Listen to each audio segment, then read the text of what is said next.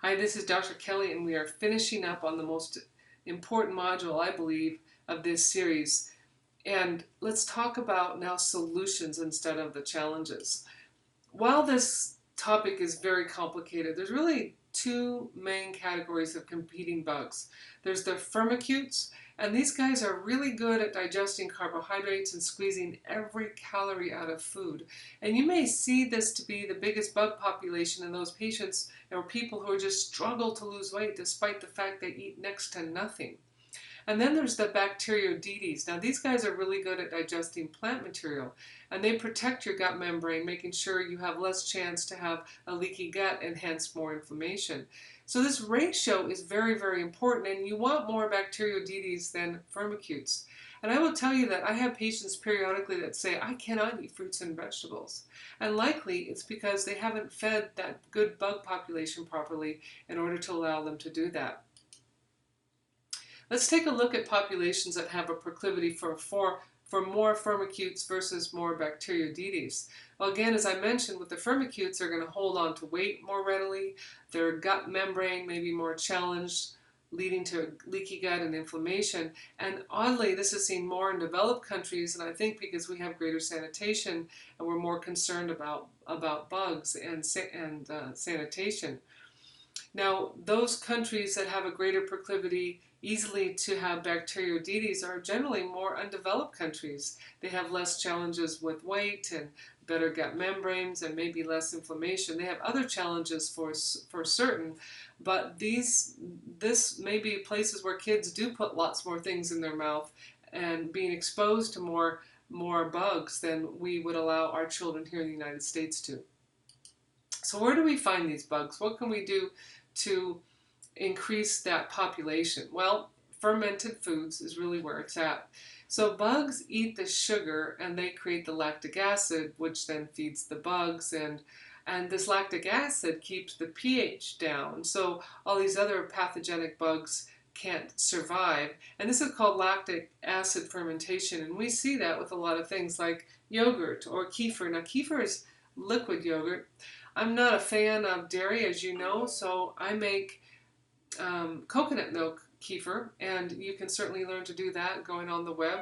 Kimchi is really nice and can be extremely variable with what you put in it. That's fermented vegetables. Sauerkraut is fermented cabbage. Kombucha is a beverage that is seen more and more in grocery stores, and it's a great fermented beverage with lots of probiotics, and it's got carbonation. It's a little sweet. It's almost like a non-alcoholic beer, but a bit sweeter. Pickles are good sources as long as they are not in vinegar, but rather in their own brine. Coffee, I'm quite pleased about this, does feed our good bugs. And pickled vegetables of all ilk, not just kimchi, like asparagus and things of that nature. Fermented meats like corned beef. All of these are great sources of probiotics, as well as capsule form of probiotics, which a lot of people will use. And I will tell you that what you want to do is get at least 10 billion bugs with about 6 different strains when you do purchase probiotic capsules.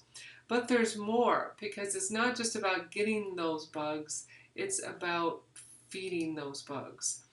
What they love is what we can't use. It's the insoluble fiber from fruits and vegetables. There's soluble fiber. We love that because it moves our gut through and our bowels along. But they eat the insoluble fiber from our fruits and vegetables. And sadly, many people are not eating enough of that, so their bug population dies. So here are the rules for good prebiotics, those things that feed our bugs. They must be non-digestible to us, so the bugs have something to eat. They must be able to be fermented or metabolized by our bugs, and they must have good health benefits for us. So it's a win-win situation. You can see here these birds are actually helping this gazelle have cleaner skin and ears, interestingly enough. So what are some of these prebiotics that you should be having in your diet every day? Well, these are where you get great amount of insoluble fiber. Garlic, onions, leeks. Jerusalem artichokes, which are in the right upper corner, and chicory root, which is in the left lower corner. All of these things don't look very exciting to eat because they're tough and they often need lots of cooking, but they are tremendous sources of food for our bugs. We can't just get the bugs, we also have to feed them. So a good rule of thumb is try to get as many sources of probiotics as you can. And a good gut is like a rainforest, and a bad gut is like a desert. You want variety. So probiotics, as I mentioned, from food, actual food, is more readily available to your bugs, but a capsule will do for sure, and often a nice way to supplement. Other ways to make your bug population happy is to stay away from chlorinated water. Use filtered water in your home. Balance your sugar and greatly reduce your carbs, particularly your processed foods, because that increased sugar absolutely destroys our bug population. Eat healthy fats. Refer to the module we did on fats earlier, as that helps to reduce inflammation and make your gut happier. And then drink plant-derived beverages like coffee, tea, particularly green tea, red wine. And the good news for many of us is that chocolate also does support our bug population. Of course, that is not to be taken advantage of. Now let's say you've tried all of these things and you're still struggling. Now there's some really out-of-the-box solutions that are becoming more available to the United States, although it's been around in Europe for well over 2 decades. And that is the recognition that you might need to get your probiotics through an enema. And there are strategies to do that. You can find naturopaths and the like to assist you with this process, and Dr. Perlmutter's book refers to that protocol. But while as icky as this might sound, there is a lot of interest in what we call fecal microbial transplantation. That seems really devastating, but the fact is sometimes the good gut flora in healthy people needs to be transmitted into people whose gut flora are devastated by many of the things we've talked about, and that can be implanted fecally and through an endoscope. And again, we're just starting to look at that, and many of our universities are studying the influence of that. So finally, most of us are going to be able to notably improve our gut just by the simple recommendations I've talked about today, and very few extremely ill people are going to have to be looking through these other alternatives. But great news, those alternatives now exist today, whereas before people would just be miserable and in many cases pass on.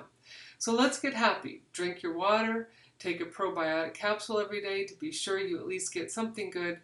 Eat at least 3 items a day that contain probiotics, and at least twice a day eat some prebiotics.